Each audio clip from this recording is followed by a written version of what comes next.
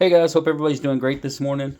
I'm going to take and make some breakfast this morning. I'm going to use this old Oneta, which was made by Wapek. Gonna make up some sausage, some potatoes, and some eggs. Everything should be great. Hey guys, to speed it up a little bit, I broke out the little Birmingham Stove and Range enameled pan.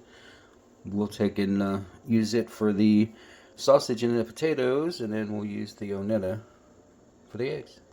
Alright, everything's cooking good. Eggs are going. I'll put a little black pepper on that. And I put a little bit of black pepper on this. And it's starting to sizzle a little bit down in there. Shouldn't take long. Alright guys, already got the eggs done. Wiped out the Oneta. Everything came out great. Finishing up this right now. Then we'll take and mix it in with the bowl. Alright guys, everything turned out perfect. Pans both wiped out. Great, nothing stuck to them. Everything looks good. The bowl looks good. So I'm going to eat this up and then we'll head to work. I hope everybody has a great day.